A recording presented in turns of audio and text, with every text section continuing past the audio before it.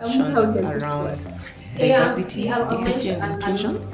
And when we talk about breaking the biases, all we are asking for is for the diversity to be respected. Breaking the bias is going beyond the societal dogma. The usual things that people expect that needs to be done. It's rewriting the script. Understanding that you as a person, you have the right to actually create your own identity and go for what you really want as a person. I just don't recruit because you're female. I recruit you because you meet the criteria, you have interviewed, and you deserve to be there. You need to wear trousers and still you need to look like a woman. Trousers for your safety, dress to look like a woman. If you're to do your homework, there are some boards that still do not have women. So when we talk about breaking the barrier, the law is there, but is it respected? If in our spaces we have men who truly believe that women should be in these spaces, then they should join in the conversation. When we talk about breaking the bias, I think as women, we are known and we've stood up to be counted, but there's some that are still left behind. Empowering and encouraging young women and fellow age mates is one thing, but do we offer a shoulder, a landing sponge for women when they fail? People are looking for leaders who have their best interests at heart. Yes, it can be easy for us to get wrapped up in all the stereotypes and everything, that we actually compromise on our values and choose to just go, according to the narrative, according to what society thinks women do, just so that they can get there. I believe that the foundation of leadership is character. So if you walk the talk, then people will believe in you and they'll definitely bet on you. Knowing that it goes beyond materialistic gain, formation, and change. Remembering who we are and rooting ourselves in our values is actually really important if you're to become competent women leaders.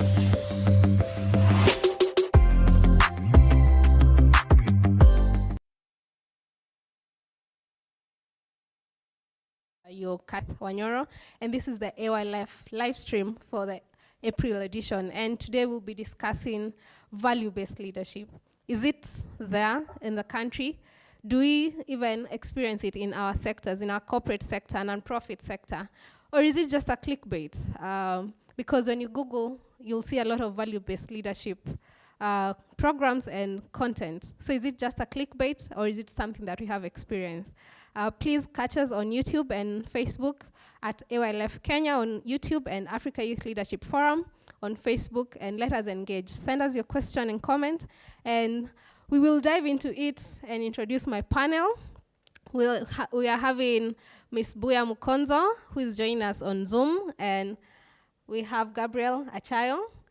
And as we continue, we're going to have our third panelist who will be joining us, Senator Pogisio. So do not change the channel. So on to Gabriel, kindly introduce yourself. Well, thank you, Beth. I think it's a joy to do this. I always love when we get to do this, get to reach out to guys who are watching us online, who follow us online. Always a joy to do this. My name is Gabriel Achayo. I'm the country coordinator for Africa Youth Leadership Forum, and I'm looking forward to this conversation. Thank you. Karibu sana. Ms. Buya, karibu. Kindly introduce yourself.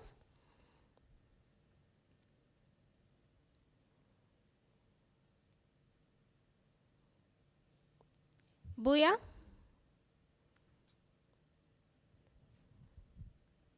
Buya, kindly introduce yourself. Sorry, Beth, I couldn't hear you. I hope now, am I clear? Yes, you are. So, my name is Buya Mukonzo. I'm the Executive Director of Empower Initiative, which is a nonprofit that works to empower women and girls to become agents of social and economic change. And this we do through leadership training and development, entrepreneurship and economic empowerment, the Mothers in School Support Program that seeks to support young moms who do not have internal systems to support them, and finally a scholarship fund that gives scholarships to girls from underprivileged backgrounds to pursue higher school education, and I'm excited to be here. Karibu sana. I'm pretty excited to be here because I I went to school with Buya in Maseno, where Empower has started, and it's exciting to see the journey. Yeah, and I also work with Gabriel.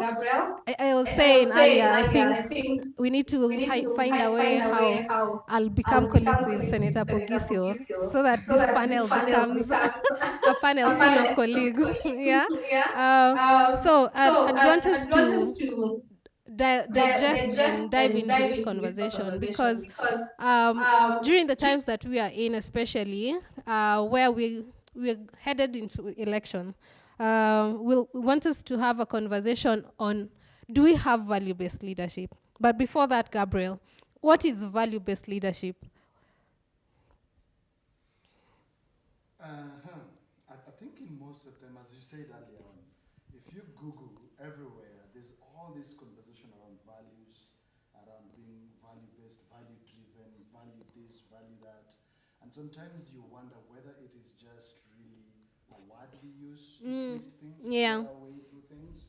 But do we really even know what we're talking about? Yeah. And there's a time I think I was curious around values and I went looking and I found a set of 100 words of different values and all these things that were listed up as values. And so then it became, am I clear? Am I clear? I've been told that maybe I'm not clear. So I've been talking alone. That is very interesting. It's the technology, but we are getting the hack of it. Is it? It's not on. I've pressed twice now. Is it on now? Is it on now? Okay. Apologies for Apologies, yes. So I don't know whether I need to go back to what I was saying earlier or but it's important to understand that really it's one thing to talk about values, and there are all manner of values. We talk about integrity, we talk about friendship, I value this, I value that, but really values are the product of what people experience when they interact with us. If I come to you and experience friendship, then I can say there's a value of friendship between us. If I interact with you and experience love, I experience integrity, I experience exemplary, that what you do, you do it with some set of excellence, I experience that from you. So it's more of an outcome, is more of an outcome of what we experience when we are together. Okay. And that's how I view values. And so if you talk about value-based leadership, and if we cannot experience it, then there's a problem. It means that it's not there. But we talk about it. So it's easy to talk about it, but I think it comes from what I experience from you. And if I can't experience that from you, if I can't get it, then it's not there. It's just a nice word you use. Oh, interesting. That's how I look at it. It's what other people experience of you. Yes. So if I spend 2 minutes with you, if I spend 1 hour with you, how I experience that, how I feel when I'm with you, will let me know there was value in that. Yeah. You gave me time, so you value me. So you valued my time. You listened to me. So I'd say you valued me. Maybe one of your values is listening to people. So I experienced that. Right. You have a value of friendship, and so you check up on me. I experience that when you check up on me, when you come out, spend time with me. I don't know. There are so many values. You care. There's value of care. There's excellence. There's all these things we talk about. Yeah. But if I cannot experience, whether it's even an organization, if I cannot experience it, then it's not there. So it's what I experience, my experience when I interact with you. So with regards to what we are talking about today is, what I'm getting from you is, if the leadership that you're offering doesn't have value in it, then it is null and void. We cannot say it is value-based leadership per se. Yeah, you might, and maybe this is what I would imagine to this point, is the people you are leading, there's what they'll experience when they're with you. So if they experience you make shortcuts, they experience you don't keep time, but yet you talk about these things, but what they experience is you're always late, you always say things you don't mean, you always behave, you always do some crazy things. So what they experience is that. But what you say and you put on the platform as your values, it's just PR. Oh, great. Yeah. Buya, what is your thought on value-based leadership? I think for me, my thoughts on value-based leadership is just that understanding of my core values, and saying, like Gabriel has said, this is who I am and this is what I represent. I'm a person of integrity, and people should actually be testify. Let me use the word testify and say that, yeah, when we are saying she's a person of integrity, she really is. So understanding the core values, and also just listening and modeling those core values in everything that I do. And in addition to that, apart from understanding and living, because now that is very personal, being intentional about sharing and communicating my values to my followers and to the people that interact with. So I say, for me, I'm a person of integrity, and if you're going to take shortcuts, then I'm not going to be a part of it. And they know, so they actually know that if I'm going to, we're trading together, we're engaging, then these are my values, and I'm not going to compromise on them, and they have to live by it. So just that awareness that these are my values and sharing those values with the people I interact with, that's my understanding of value-based leadership. Yeah, and that now takes me to my next point or question is, are we experiencing this value-based leadership in Kenya? You know, we can have our core values, but the environment that we are even putting out our values, is it conducive for us? Do we have, can we say and stand and testify that, yes, in Kenya we have value-based leadership? What is your thought on that, Gabriel? I think in Kenya we have people who are passionate about things, about different beliefs, different things they want to see happen. But then we find ourselves caught in a culture of complacency, where some people have, because of also the experiences they've gone through, we kind of are quickly to give in to the demands of the culture we find ourselves in. And there's always a statement I like saying that leaders define culture. And treat that. Yeah, and of course then sometimes if we find leaders who demonstrate that they don't a particular way of culture, then it shows that that is what will prevail. That is how people will do things. And so say, for example, a leader of a community has a particular way they have approached things, they've done things. And so that then shapes the way everybody in that community will tend to think about how things are done. And I will not name names, but we've seen some way of some leadership, some people in leadership, their approach to issues is either very confrontational. It's either I do whatever it takes to get what I want. And so then that spills down into a culture where someone who maybe is trying to live out by some value, and because people are wondering, but this is how we do things, why are you doing things differently? And so how we have experienced the culture we are in Kenya right now, it becomes so tricky for some people who have some values, some aspirations, some desires to be straight, to do things in a proper way. For example, if you drive in Nairobi, and if you're driving, there's always hope that you don't get stopped by a cop, because if you get stopped by a cop, there's probably going to be a moment where you'll be tested. Your integrity will be tested. But doesn't mean that all cops are bad. All police are bad. There are those ones also who, by way of their desire to do things differently, you kind of find that you might get those cops who might. But the notion I have is there are people, in fact, I've talked to who told me when the police stops them, they start crying. Because they just know that here, there's a problem. There's a problem, and I'll have to either bribe, and I'll have to compromise on my values because I don't want to be arrested. I don't want to be dragged into issues, so I just have to figure out how I can put some money in my driving license as I give them so that I proceed on with my journey. And then after that, they start wondering, why did I do that? Why did I bribe? Why did I bribe? And so the guilt of doing that then carries on. And you can talk about different cases, but it doesn't mean that it's all through that way. Great, thank you for that. And it's interesting you mentioned about the co-op, because within AYLF we have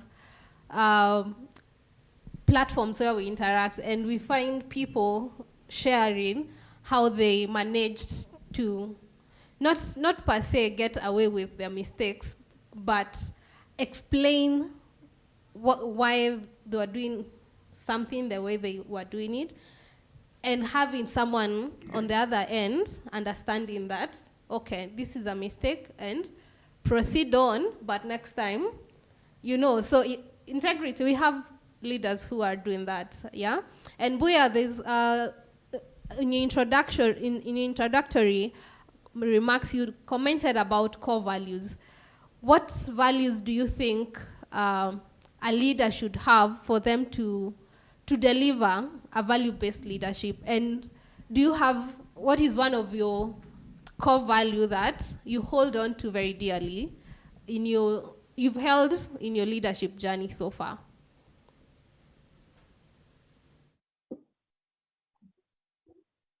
Buya? Oh, sorry, is that question for me? Okay, you're talking about values that I treasure. I have several values. I don't even know if I'm going to talk about only one value because you want that.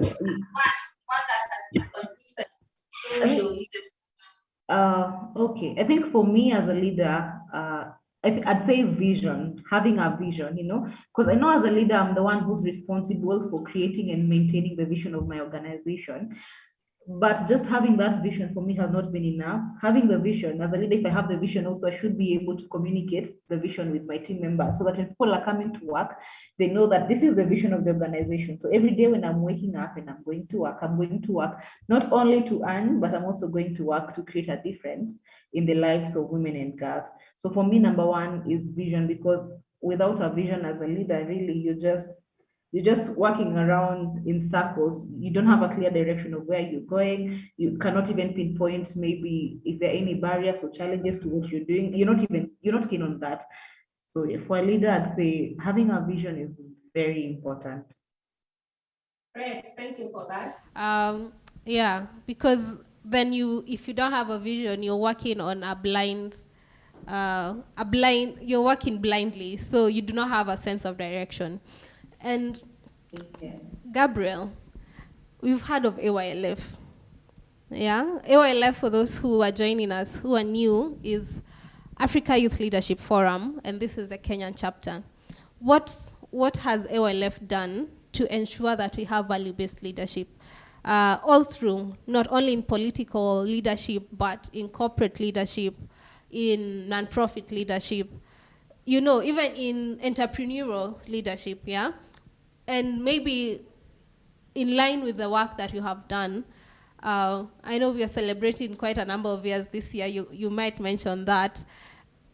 How many people have you seen that have gone through the programs AYLF run, and people can testify and say, yes, this is an AYLF material, because the value-based leadership that they are putting out can be seen? In AYLF over the years, and this is our 14th year, especially, yeah, and it's, sometimes I look back and I wonder, wow, this has been 14 years of being at this.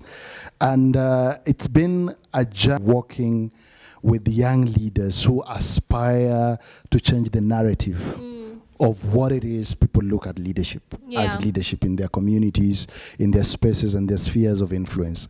And that has been, and it's taken a lot of intentionality to have very intentional conversations about the beliefs, about the way things are done, about how do you become a leader that can have a positive influence around those who look up to you. And we work with student leaders in various universities, and some of these guys are the most powerful people in their institutions, and you guys are in student leadership. Buya and yourself, Beth, you're in student leadership.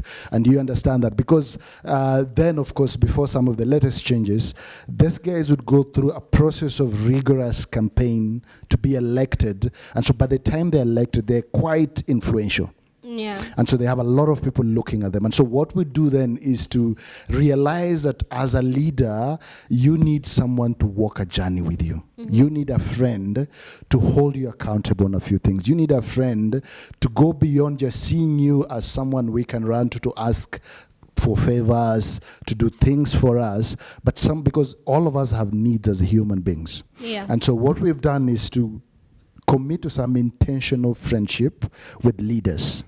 And beyond that, then have some intentional conversations with them around what drives, what fuels their leadership, and what informs their leadership. And that has gone through the values that we've had conversation with them. But even beyond that, how do they live out these values? And so we do intentional small group conversations with guys. We expose them to mentors who then help them appreciate a different perspective to doing things. Have access to some very, very good, high quality mentors that then are able to make themselves available to hold the hand of a young person. Some of them are not even looking to be projected out there in the public, but they just want to privately be able to influence. And so when we connect a young student or a student leaders to such a person and they're willing to learn from them, it then passes on something. It rubs into who they are, the core of who they are. And over the years, we've seen quite a number. And if you're asking me how many have we seen in different spaces, there are quite a number. There are many. I might not give you a number per se. Oh, we can. Buya is one of them. Buya, of course, is one of them. And we have quite a number who are in political leadership. We have guys in political leadership. We have guys in government. We have guys who are running various businesses. We have guys in community impact, social impact, who are doing amazing stuff. Yeah. And they are not perfect. They're not perfect, but they have this desire and a genuine desire to live out the values that we've had a conversation with them around. And that for us counts for something.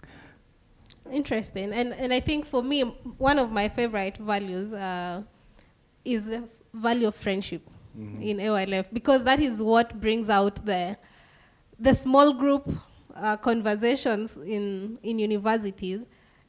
You come together as people of the same values who believe in the same thing, but at the end of it, there is long life friendship.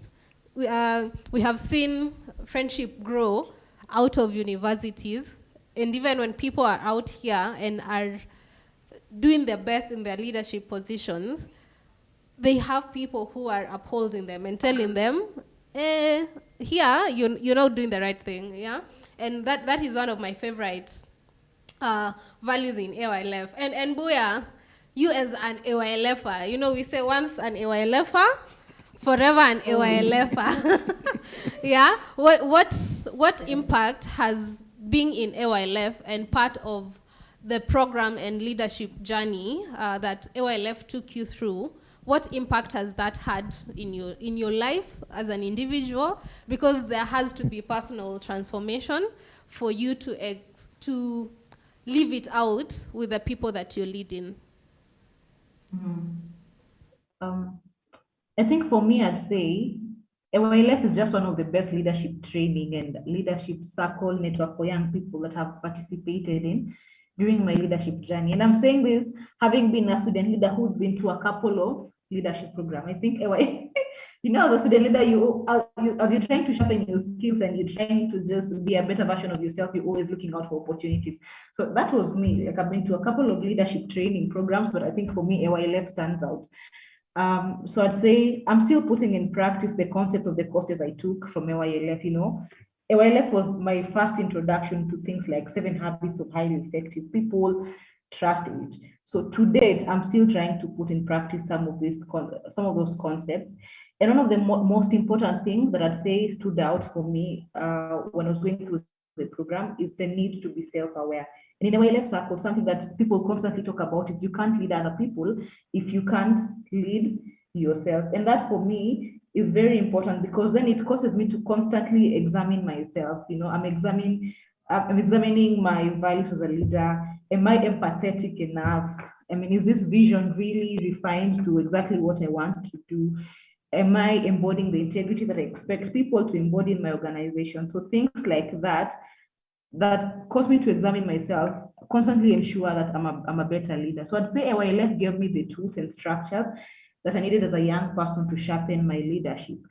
That being said, I mean, I think I'd advise any young person who's like seeking out leadership position, who's growing also, whether you're working and you just started, you're at entry level position and you're seeking to sharpen your leadership skill, I just say AYLF is the place to be. So make sure you get plugged into this network. There's so much more that I can't talk about in this single session. So yeah, talk to Beth, plug in, get connected. Kindly, for this and more, follow us on our social media. Yeah, to get information on how you can plug in. Follow us on Instagram at AYLF Kenya, on Twitter at AYLF Kenya, Facebook Africa Youth Leadership Forum, and YouTube AYLF Kenya. And kindly do share with us your questions and comments as we continue. And this now takes me to something, Gabriel, you mentioned. You mentioned about integrity, yeah? And we've had conversations over and over of what integrity is. And even in our constitution, in chapter 6 of our constitution, we focus on integrity a lot. And it's one of the values that we should uphold. But my question is integrity being lived out, really? You know, you mentioned that it is living out that makes it, makes the impact of it. Is it being lived out by our leaders? I don't want to talk about yourself, but maybe as a representative of the leadership scope in the country, is it being lived out? Like, is there a need for us to have it embedded in our constitution? Ama imekwa tu hapo ituchange tu kidogo tu, yeah, to just for us to see we have a value that as a country we are holding on to. I think it's great that they even thought about having it in the constitution. Yeah. In my opinion, if you ask me, in my opinion, why would we even have it in the constitution? Why do we have to a point where we have to put it in the constitution? And then once we put it, we are not even then following it. And so we have then challenges all over, and now it becomes a reason to always take people to court. It becomes a reason where the chapter 6 says X, Y, Z, and then we drag people to like court. Like a marking scheme. Yes, it's like now, so it's like we set it up there to catch you. Because, and I don't know, so for me is, we have it, it's great, it's amazing that we have it, but the challenge is we are not experiencing it much.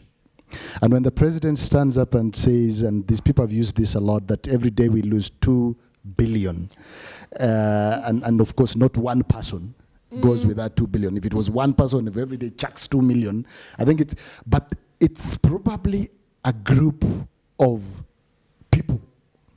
Maybe they know each other, maybe they don't know each other.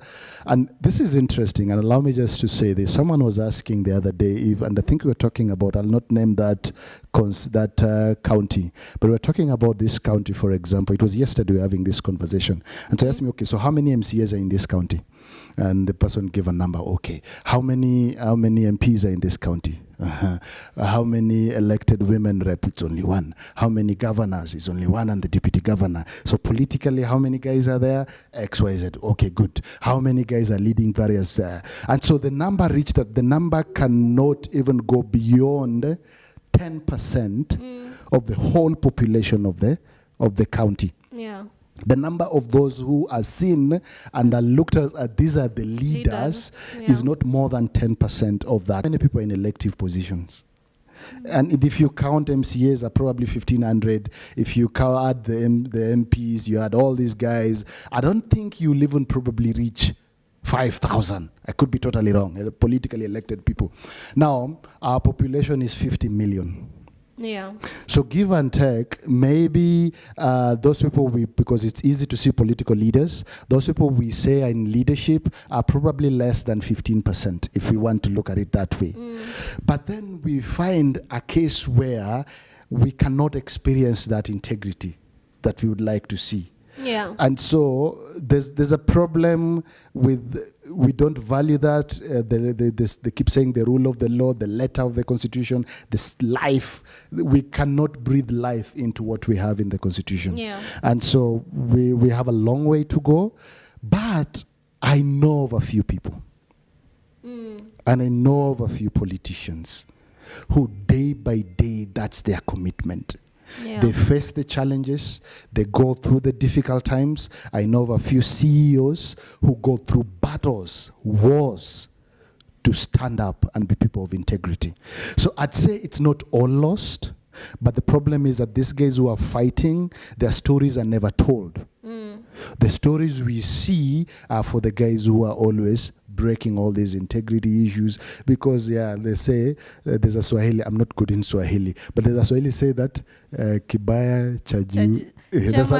Anybody who knows that can say it. You know it? I don't think I know it, but anybody who knows that, but you get what I'm saying. This is put in my Swahili teacher. Yeah, my Swahili teacher, please forgive me, but I cannot remember. Buya, maybe you know that word. Sijui kibaya chajiuza, sijui something. Kibaya chajitembeza. Yes, that one. By the time Swahili reached Siaya. AYLF is about supporting each other, yes? Yes. Chema, chajiuza, chajitembeza. Yes. And sometimes the bad, it's so easy to believe the bad, but it's very difficult. Even when I come and tell you this is a person of integrity, you start doubting them. Are you sure?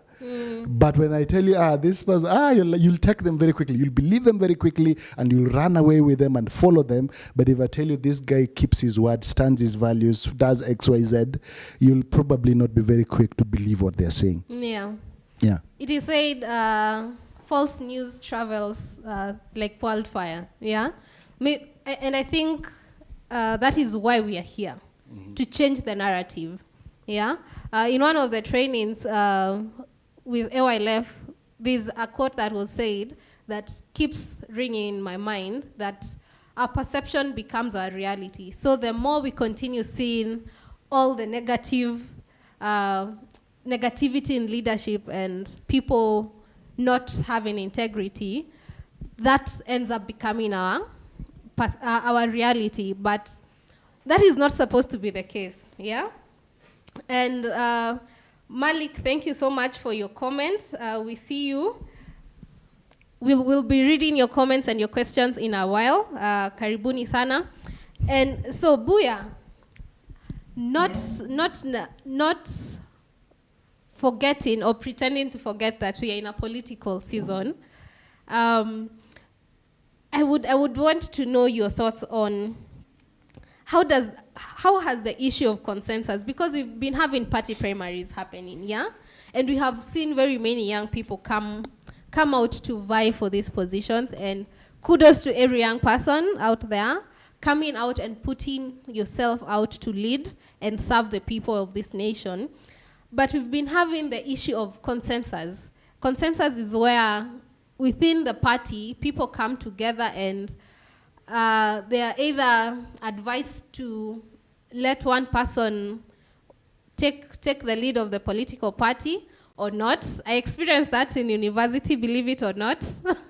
I went against it, yeah, where you're told, exactly. But my question now comes in, how has the issue of consensus in party primaries aided in losing or upholding value-based leaders?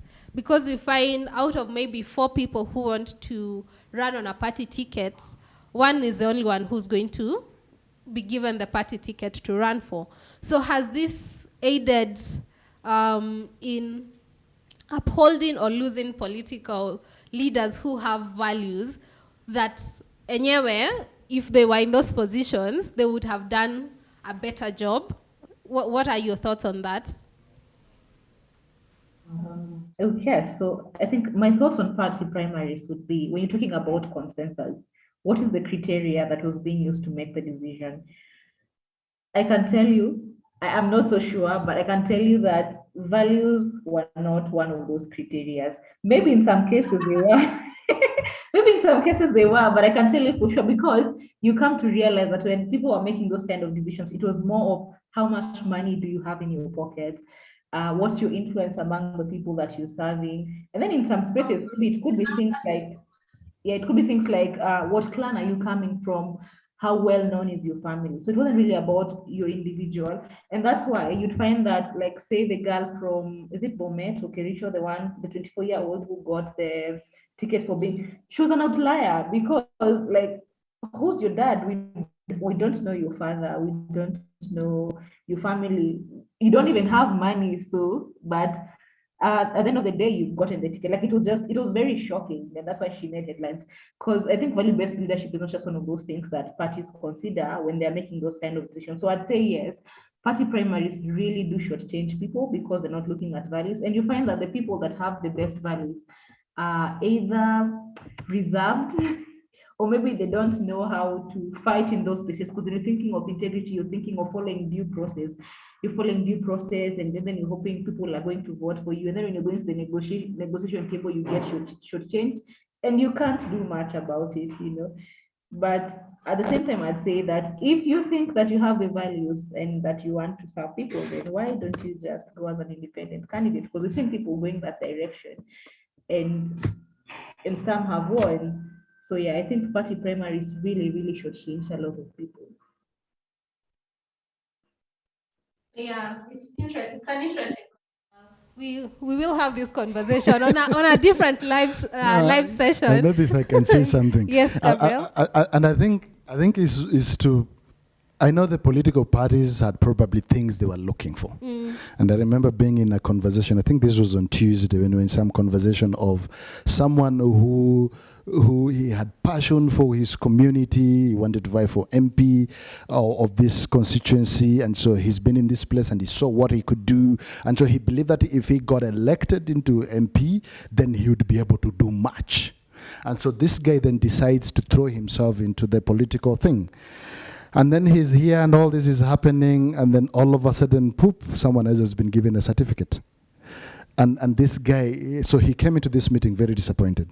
And he's not a young person. He's not a young person. This is someone who has really done major things in this country. But he was very disappointed because of all that. And so the political party, to make that decision, probably had values they were looking for. I don't know. Maybe they do. Just that there were different values. There were different values from what probably the constituents, the constituents are looking for.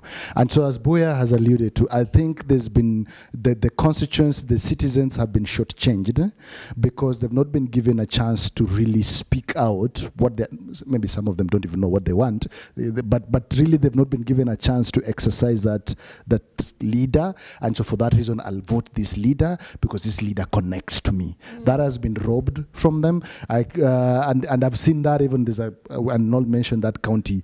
There's also a county that I know right now, someone is being given a ticket, and everyone, silent voices in that county, everybody's like, this guy is going to waste us. Because people see him as not a development-minded person. Now, the seat of a governor needs someone who is going to develop the county. Development-oriented. Now, you give someone a ticket who the citizens of this county are like, this guy is not development-minded. But now he's been given a ticket for this party. So people are feeling like, oh my God, what's going to happen? And chances are, because of who he is, he's probably going to win. Because of the wave and who he is. He's probably going to win. And so guys are wondering, are we going to see any value in this guy's leadership? But here he is, he have a ticket of a major party in this country. So that's the problem. That's the challenge we have. Yeah. Interesting. I think I do not want to dive deeper on this conversation because it is the topic. I'm very passionate about it, and let's move on. And Elizabeth Wangara, I see you on Facebook, you say nice one. OLF is such an inspiring forum. Thank you so much. Ivy Gikonyo, wakili, tunakuona, asante sana. Lizzie Kali, following, thank you so much. I hope you're getting inspired as we continue having this conversation. Malik Liki, interesting. Integrity is a personal value that cannot be imposed on someone. So, values, basically, you have to work on them inwardly for us to see them outwardly. I think that is what Malik is trying to to let us know, yeah? And if you, sorry to cut you short it's on okay, that. it's okay. This is a conversation. If you permit me to say something, and for me, I'd like to go past that and think of virtues. Mm-hmm. And virtues, let me say virtues, if you're a virtuous person, then you're someone committed to live out your values with excellence. Yeah. You have, so it is, for me, if, and I'm trying to look at how to express this, if in a way, there's an imagery coming into my head, but I'm not sure whether it will bring this out clear. There's what we see, there's what we experience from you, but there's what drives what we experience. The inward drive. Yes, the fact that you're a virtuous person, you are a good person. You are someone committed to exemplify some values. Yeah. So virtues goes beyond just that. And so it's the virtues, it's the fact that you're a virtuous person that then we experience some values from you. And for me, that's a very wonderful conversation that we can then ask ourselves, can we then be able to find a ways to help and support guys to be virtuous people? Someone of virtue, who then you have the commitment, you have the courage, you have what it takes, the excellence, the desire in you to live out. If you value time, to keep time, it's because you're a virtuous person. If you value people, to actually demonstrate that, because you're a virtuous person. You have the courage to do that no matter what. And that for me is then, and that is because of what Malik said, that then makes me think that there's a level of that which speaks to you. Are you a virtuous person? And of course, the opposite of virtue is vices. Hey. Yeah. That's like a tweetable thing, yeah? Opposite of virtue is vices. And definitely a vice is not a good thing. It's on the negative. And so if someone maybe is not a virtuous person, even if you paint them red, you paint them this value, you give them a document to read about this value and leave it out, but they're just not committed to it. There's something, they're not a virtuous person. It will be like washing a pig. You wash a pig, they will run back right into mud again, because that's who they are. They are muddy. They plain mud. So you wash a pig, put oil, put Vaseline, put perfume on them, and they'll go back, because that's who they are. And because they have not been wired, they've not committed themselves to pursue excellence in some values that they want to live out. It's an inside job, people. And I think OLF has continuously, as Buya mentioned, about driving us to being self-aware, knowing who you are so that you can identify what is this one thing that drives me. I have quite a number of quotes from OLF sessions. The other one I really love is, you will never graduate from the school of self-awareness. Yeah? And so getting to know who you are so that you can know, if I have vices, how do I trim them for me to increase on the virtues that I have, yeah? And Buya, on to you. This is a very, in a choma watu wengi, and Gabriel has mentioned about it, we have corruption listed as one of the hindrances of development, not only in Kenya, but in Africa. Yeah, it is saddening. But I'd want to pick your mind on, what is your opinion and what do you think could be a solution in light of this conversation?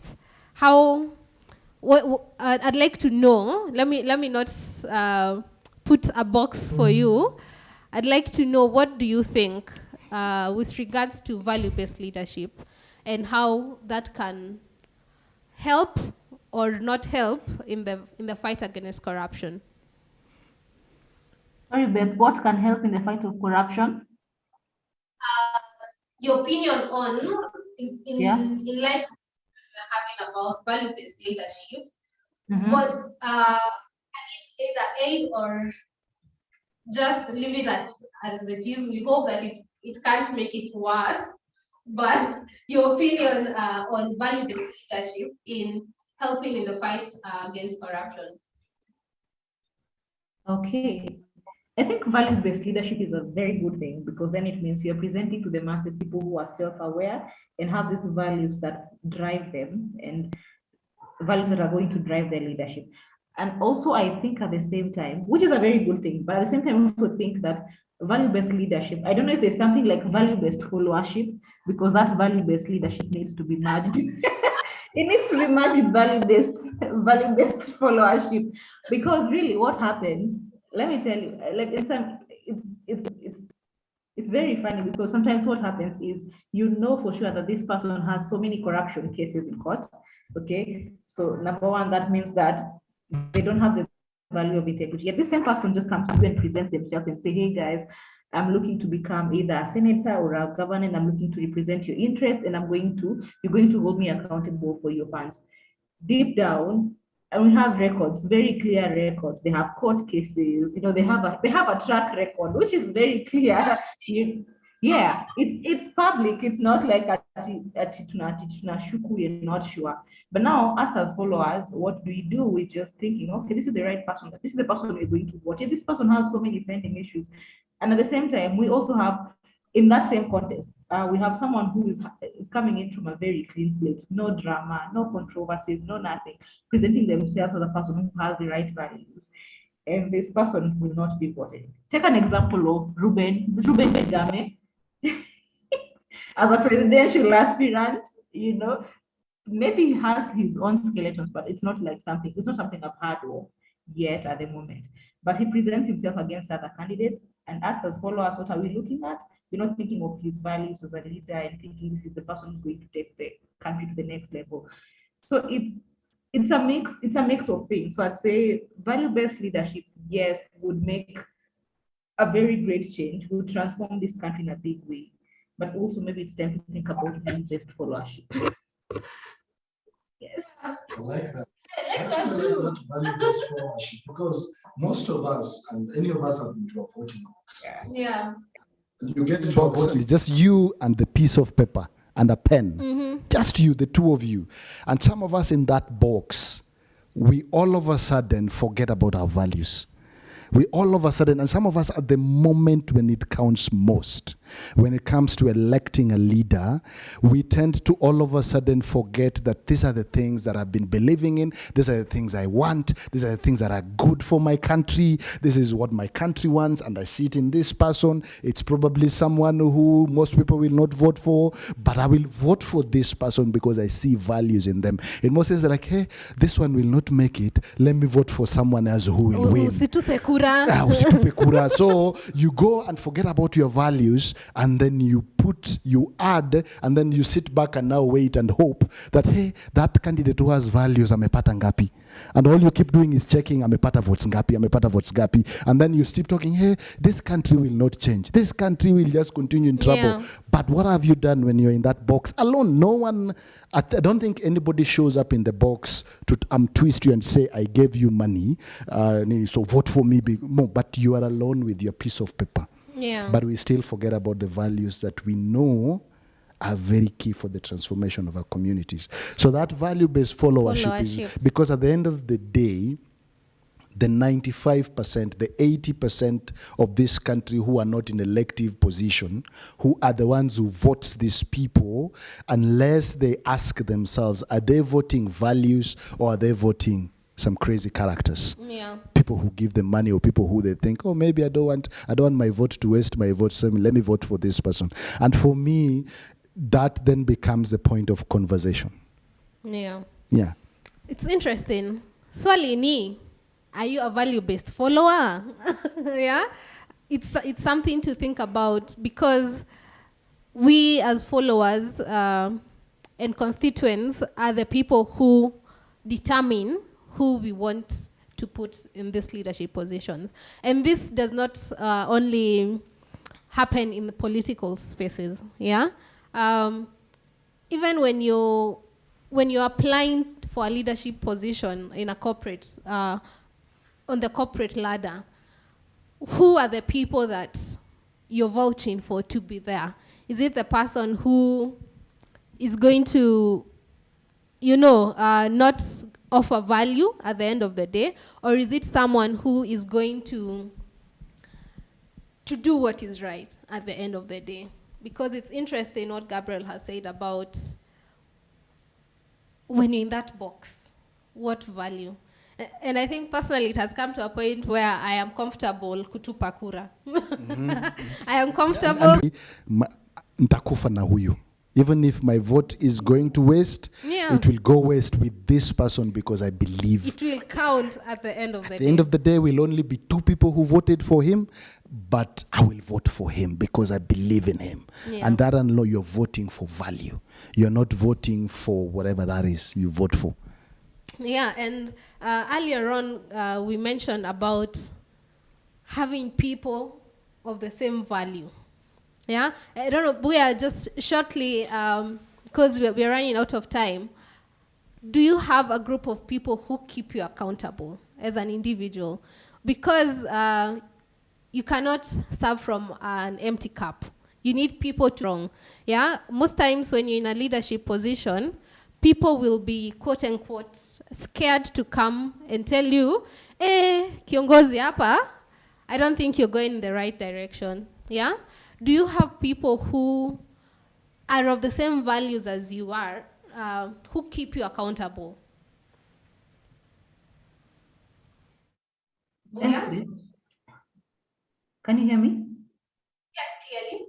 Okay. Yes, I think that is very important because also I tend to think that this leadership journey is sometimes a very lonely journey, I remember about a week ago, I was having a conversation with a friend of mine who were together, high school prefects. And we were looking back and we're having this conversation, we're thinking, looking back, like, did we gain anything? Well, not in people will say that when you're a leader, you're gaining experience and God has called you and he's preparing you and all those nice things. But essentially in high school, it was just as a leader, as a leader in high school, I think the most interesting thing was the badge. You have a different badge, you have a different tie, and then you also don't get to do some chores, like you don't get to mop because you're always supervising. But looking back when we were having that conversation, I think that was too much responsibility for a young person. So then you'd also realize that in these leadership circles, I'm using high school as an example because there was this fear amongst students that like prefects were just in their own time. They're just in their own space. You don't interact with them. They're going to snitch you. Interacting with them today and then tomorrow you do a mistake, they will punish you or they will forward your name.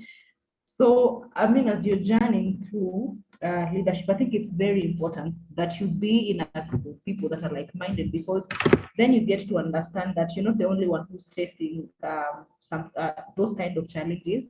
You're not the only one who's seeking growth. You're not the only one who's feeling discouraged that maybe this particular project didn't perform as well, because you get to learn that there are other people who are facing the same difficulties, and that's a norm. At the same time, most of the time, the people that you're leading will be afraid of pointing out mistakes. And some people are justified because I've also been in spaces where you point out a mistake in a leader and then hell breaks loose, like, as a leader, I'm meant to be. I know the way. What are you telling me? Like, I have the idea. This is my thing. This is my thing. It's my organization. I have the vision. So those things that you're pointing out is really important. If you don't want to follow my vision, don't correct me. Go and start your own organization. Like, you can do it like that. So it's very important to have people that can actually call you out on the things you do and say, I think you were very tough on this particular one. I think I didn't like the way you spoke to maybe your junior. I didn't like the tone. You need to think about how to work on your communication. You need to think about how to become more empathetic, and these are things that you can learn. So yeah, having that circle is very important. So it's a circle that has uplifted me, and also a circle that has been able to just say, here you've gone overboard. You need to think. You need to apologize. You're a leader, but I think what you did, you went overboard. Just humble yourself and apologize. Yeah, very important. So I have that circle, and I'm really grateful for that circle. And if you're in that circle and you can see me, hi. Thank you. Thank you. I shall give you your time. Yes, so much allow. And Gabriel, I think one we mentioned, and one of our values is friendship and small group. But my question is, we are having these small groups in the university, that circle, yeah? Nimesikia fununu mahali you usually meet with some men who, you know, saa zingine wanakurudisha kwa njia, and you have these discussions. But what has that been like for you? I think there's an easier say. People say no man is an island. Nobody really walks this journey alone, and it is important that, especially when you're in a position where you are influencing others, where people come to you, and most of the time they come to you because they expect you to solve their problems, to be the solution, to answer their questions, and sometimes you find you don't have answers to all those questions, and so there's always some level of feeling, oh, I'm the boss, I have to, I'm the boss, I have to, and that sometimes can be a road to destruction. If you always, I'm the boss, I have to.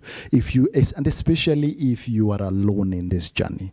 There's always a famous quote that leadership is lonely. Oh my gosh, yeah. It is very lonely. It makes me wonder, is it though? Does it have to be lonely? It doesn't have to be. But we create an ivory tower and we sit alone, and then everybody comes to us just for that, and we forget about the needs we have as an individual. Because all of us goes to a stage where we feel inadequate, we feel like, are we good enough for this? Maybe there are some people who don't feel that, but probably a good number of us feel that way most of the time, some of the time. Yeah. And so it's important to surround yourself with people who then can remind you, can speak into your life, can hold you accountable, can provide support, encouragement, and accountability for you. Yeah. And in this town, and of course, as part of the AYLF, and AYLF, for some of you who might know, AYLF is the youth wing of the National Prayer Breakfast Movement. Now, National Prayer Breakfast Movement, most people are just aware of the event that happens in May at Safari Park. Yeah, we just gather for prayers. And that's all people see. All year, there's a number of groups that meet every week. There's a group that meets on Tuesday. There's a group that meets on Wednesday.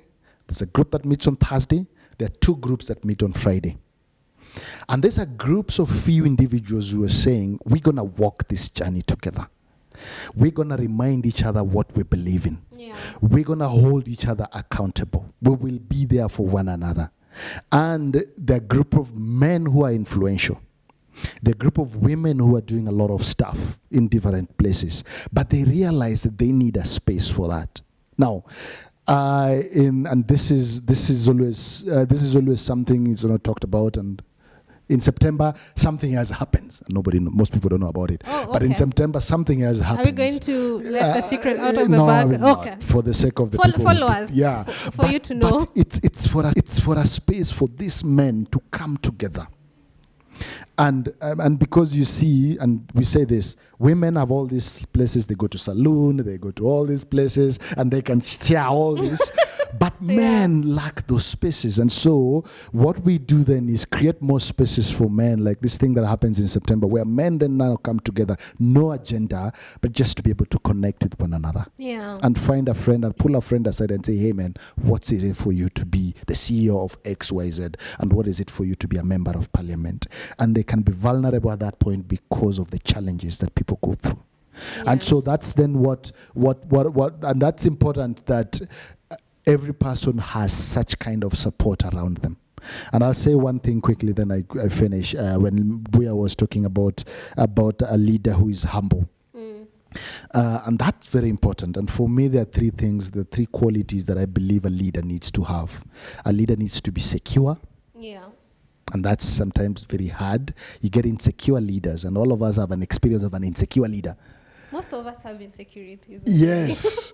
Now, it doesn't mean that you have overcome and you're all this perfect and everything, but it's being aware of your insecurities and how do you manage them so that they don't hinder your influence as a leader. So, being secure. And in that, when you're aware of it, we can say you're on path to being, because you can manage it. What you know you can manage. What you don't know, you can't manage, because you don't even know what you're dealing with. Yeah. You don't even know what pulls you down.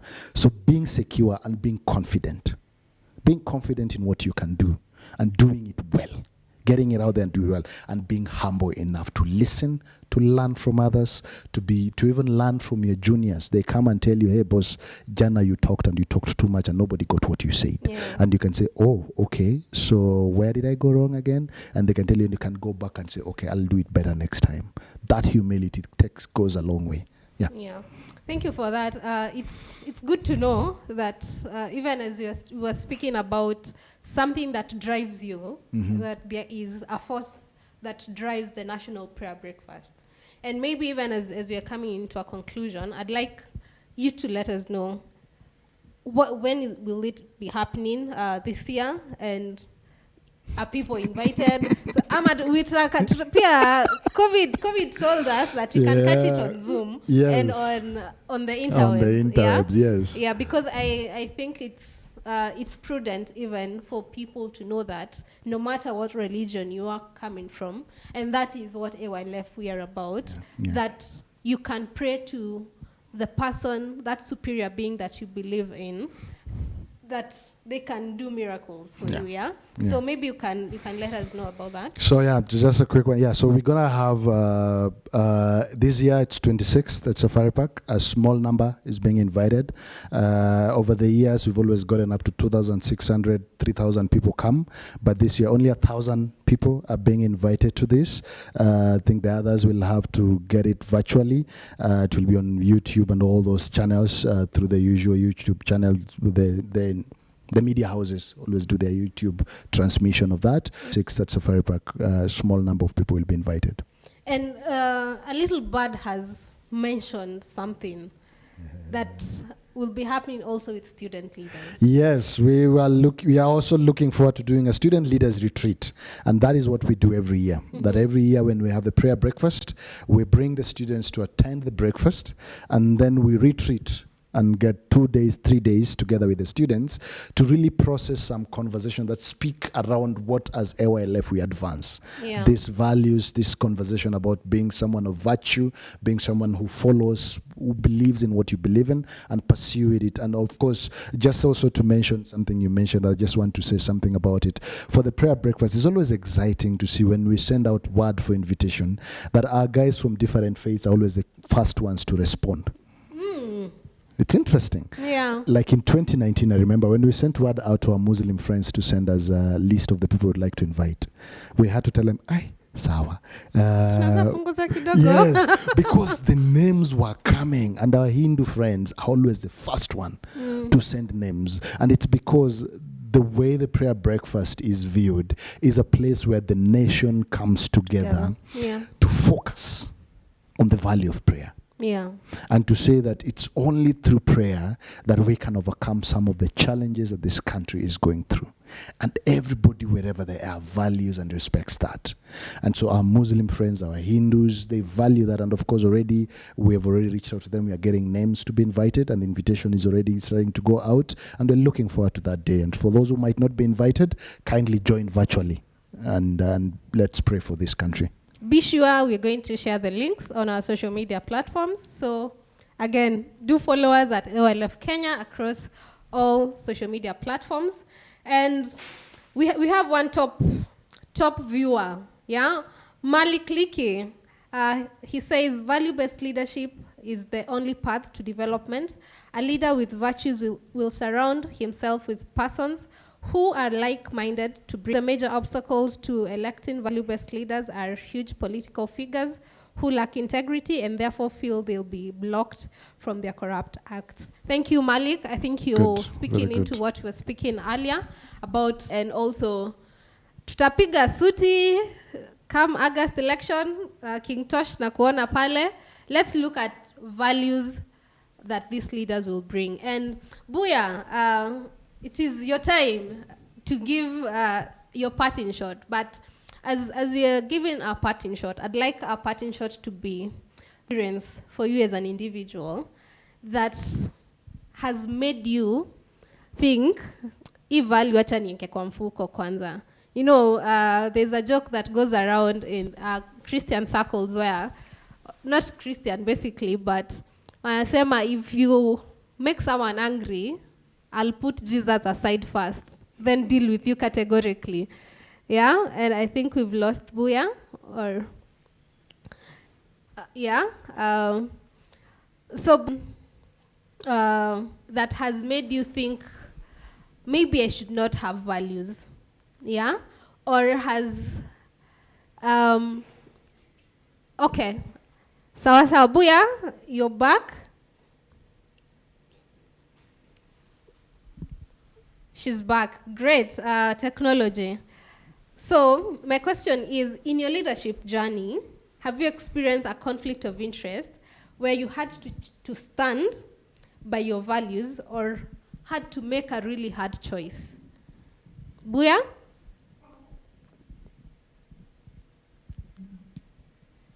Sorry, Beth, I had lost you. Okay, it's okay. It's called technology. Network is low. So I hope I don't lose.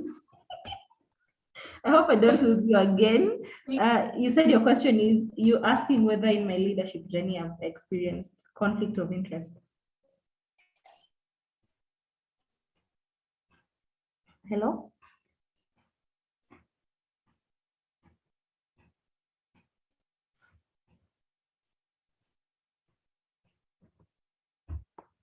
Okay. Gabriel, you can answer that as we reconnect to Buya. I think the fact that we are human, we are not angels who show up and do our act and then go back again and do our act and then go back. I've had moments that I have found myself doing things I'm not very proud of. And this happens, and sometimes it personally breaks my heart, and I question myself, why did I have to do that? But I realize I'm human. But for me, the greatest thing is I can notice the conscious bit that I am not at peace with it. I remember this once, I bribed city council, Askari. I felt so bad until I felt like taking myself to the police. That would have been the first. Yeah, I felt like I just needed to go report myself Yeah. to tell them I bribed the city council, Askari, and kindly do to me what you do to people who go wrong. Yeah. But then I realized this grace. And the fact that I noticed that I was wrong and it bothered me so much, I realized for me it's a journey that I'm on. And in this journey, I'm probably going to make mistakes, and I am going to make mistakes because I'm human. But can I be able to get up and realize my mistakes and go and apologize and go and make amends and go and fix things and sort things out, whether it's with my family, whether it's with my children, whether it's with my team that I work with. I go wrong because I'm not perfect. Yeah. And so there's been moments, if you ask me that, there are moments that I've been able to stand my ground and be able to say, no, I'm not going to do that, and come what may. Ataka ni kwenda jela, that's fine. I'm not going to do that. But sometimes the police decides to forgive me. Unfortunately, sometimes they're always with police. And I find police are friends. Sometimes when I explain to them what it is and they realize, sometimes they forgive. Because at the end of the day, they are also human beings. They're human beings, and they know people make mistakes. Yes. So that's, I don't know whether that answers your question, but that has for me has been the journey and the conflict of interest in that. Yeah. Buya, are you back? I've actually been here. I've been here throughout. Ah, great. I've been here throughout. So Okay. is that you can hear my voice better because I don't know. Can you hear me? Yeah, so I think I'll need to, let me just switch my video. You asked about a point in time when I got into a conflict, and an example of that. Yes. Okay, thank you. I think I've had very many of those instances, I'd say, in my line of duty. And for me, one of the most significant ones that keeps recurring, let me say, that keeps recurring is when I'm working on of course, I've worked on an organization, but at the same time, since Kenya, tuna hustle, when you get when there's you get like a consultancy role, because I do consultancy on part-time, you get a consultancy role, you always feel like this is a very wonderful opportunity for me to make part-time money. And in some of those instances, I've been in situations whereby the organization's policy is in conflicts with now the policy of this of now taking on that other new job. And I'm looking at it and I'm thinking, this is money. I'm not only going to do this for 2 months.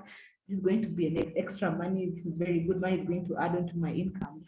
But now looking at it honestly and looking at, like you're saying, when you have organization has values and you're saying you're talking about value-based leadership, it's your responsibility to live in accordance to the value of the organizations. And in instances where you feel like this organization is offering better, then why don't you step down and move on to this other organization and move on to this consultancy role that you do? So I think I've had many of those instances, but now like self-introspection and just looking at things honestly, it's difficult to do and say, sorry, this conflicts with my organization's policy, so I think you should pass this to someone else. I think, yeah. I think that's been it for me. Pesa muhimu.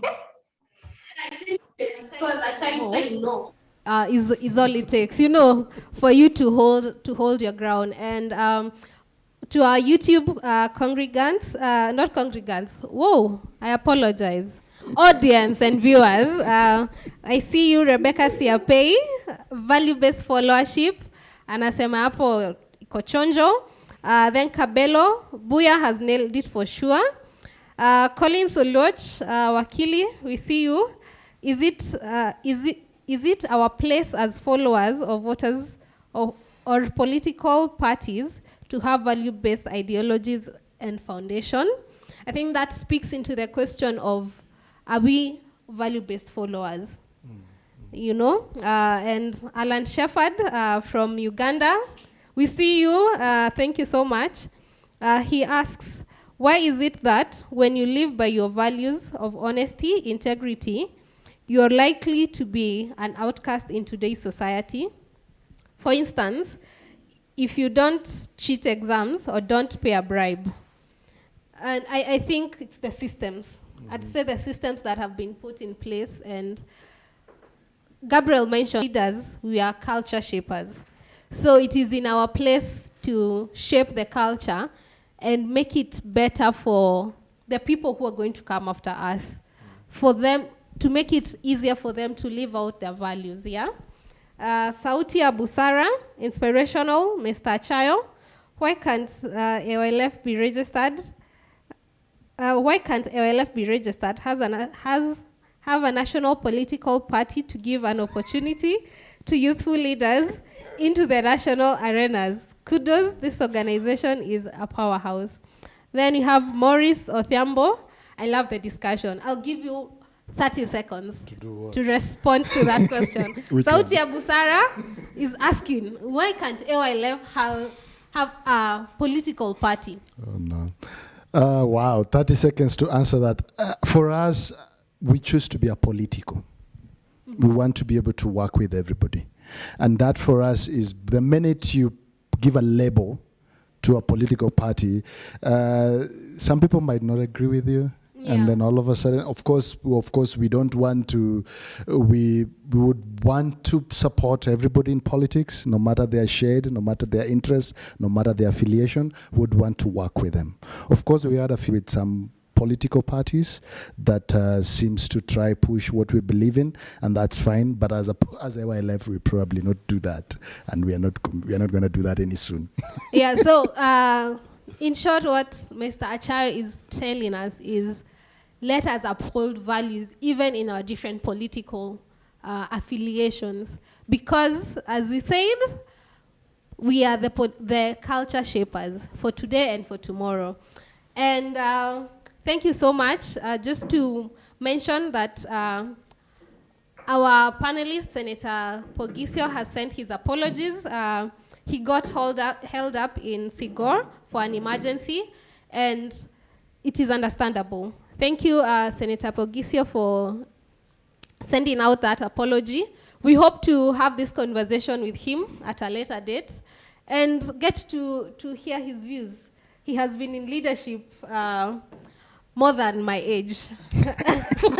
Yeah, so it would be interesting to hear what his thoughts on value-based leadership, and from his experience, what that has has been. I'd like to say thank you to our viewers, our online viewers. We have extended a little bit, but when the honey gets sweeter, you want to, unataka kuchovya zaidi, si ndio? So thank you so much to our online viewers. We appreciate you, and Anix Production, thank you for facilitating our live session today, and always want to also say thank you, a huge thank you to Harry Heights Service Apartments for always hosting us. And so I'll give us 20 seconds, your last word, then we log out. I thought that was the last one. Yeah, mwisho tu. You know, there's always that last one. Oh no, I hope I did not switch my microphone already. No. One of the greatest things, and maybe I'll end with this, and I'm trying to pull it up because I take notes of some quotes that I like so much. And this is a quote that I'm yet to find. I've been looking who said this, because for me it is very, it ties to this conversation we're having. And it says, if I had my life to live over again, I would leave it to the changing of men. For unless you have changed a man's life, you never change anything at all. I don't know if anybody knows who said that quote. I'd like to give credit to that person. Tell us in the comment section. Because for me, it is through values that you're able to change lives. Value-based leadership will be focused on changing people's lives. Because when you're able to change a man's life, some people talk of a man's heart, then you're able to change society. And so, as we talk about values, as we talk about leadership, as we talk about value-based followers, it will lead us to changing of lives and changing of hearts. And that then ultimately will change our societies.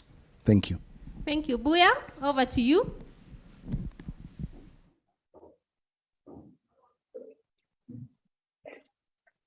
Buya, your last comment as it close. Beth, sorry, I lost you until this time. I've missed on so much that has happened in between. Now I'm only going to make my last comment. It's okay. We're asking your last comment. Okay. Yeah. My last comment would be to thank AYLF, because I know sometimes you look at how things are unfolding in this country and you ask, are there any remnants? Like, are there any other? Do we have another crop of leaders? I see people writing on social media, kuna bell ingine inafunguliwa ama ni hii peke yake.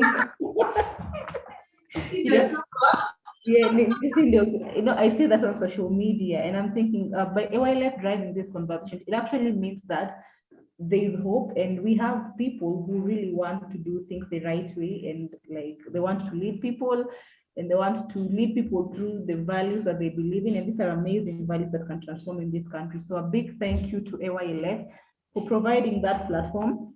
And yeah, there are people out here who, from my opinion, I think, are very intentional about driving this country to another level. And should they come to us to either seek votes or they're seeking for employment and now they embody these values, think about having those people in their spaces so that we can increase our circle of these people. Yeah. That's it. Thank you so much. Thank you so much. She was joining us from Eldoret. Asante sana. Gabriel, we appreciate you. Thank you so much for tuning in. I have been your host, Beth Onyoro. Until the next one, see you. Have a nice day, evening, morning. See you. Thanks and bye.